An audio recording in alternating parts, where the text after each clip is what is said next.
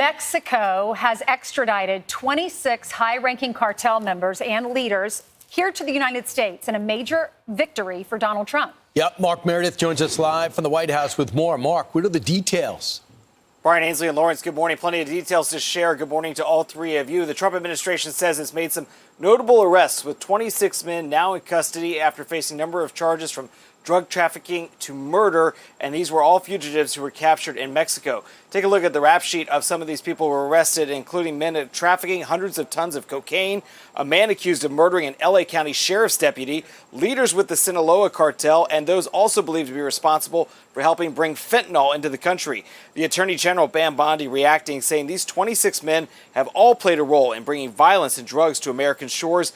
Under the DOJ, they will face severe consequences for their crimes against this country. The administration is also thanking Mexico for collaborating in this operation. It also comes amid questions about how the administration plans to tackle some of the world's biggest drug cartels. There's reporting the U.S. military will target cartels throughout Central and South America, but how far those military operations may go remains unclear. Just this week, Mexico's president said any U.S. military strikes against cartels in her country would be an invasion and not tolerated. This week, Defense Secretary Pete Hegseth, he was actually on Fox and was asked about these reports about the U.S. military operating in these Latin American countries. He wouldn't go as far to go into detail, but he simply said that taking out these cartels remains a top priority for the administration. Brian, Ainsley, and Lawrence, back to you. And now they will face justice in our U.S. courts, right?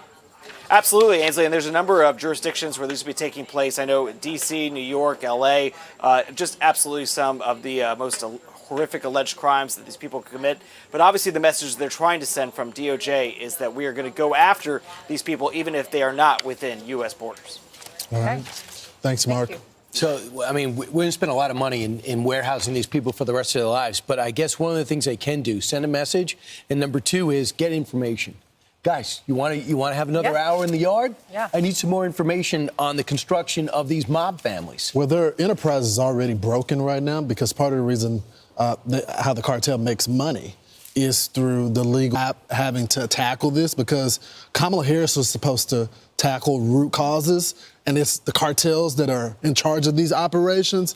Now it looks like the administration is shutting it down, and that's why they're releasing bounties now on our agents and our military, is because they're being effective. Second time that Donald Trump has worked with the president of Mexico to bring the cartel members here so that they can go through our justice system. But the past president had a phrase that he used was hugs, not bullets. So now the new president of Mexico is working well with Donald Trump to try to cut down on all the drug trafficking across the border. I mean, there's a theory that the cartels are more powerful than the government. So they have to pretend as if the president of the United States says, the president of Mexico says, hey, I don't want the U.S. here. But behind closed doors, they're working so well together. He's got what? They got like an 8-month extension on the tariffs? Yep. There's got to be something behind the scenes where Scheinbaum says, save me from the criminal element within. And I'm wondering if we're going to get to the point where there's a military strike against these cartels. And speaking of Mexico, do you remember when the congresswoman from Illinois went down to Mexico City with other Democrats? She's super liberal. And she said this. She said, I want to finish by saying a few words in Spanish because I am a Guatemalan with much pride before I am an American. Well, now she's speaking out against ICE. Listen.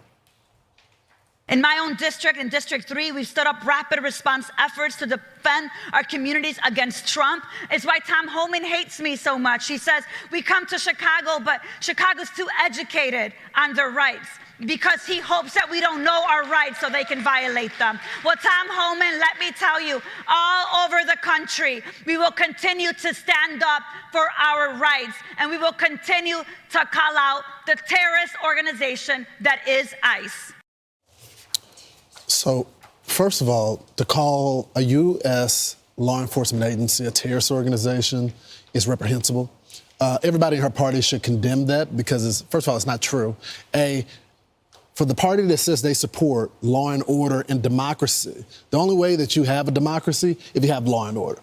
The second thing is she's not effective at all. I know. I'm waiting for the first Democrat to say, we want the criminals gone, but Mr. President, here's our bill. We don't want amnesty, but we'll talk about visas. We'll talk about the people that's been here for a while. We'll talk about reforming the process. And you know what, Mr. President? We actually agree with the wall. We agree with the border enforcement, and we're going to give you permanent funding so we don't have to debate this ever again.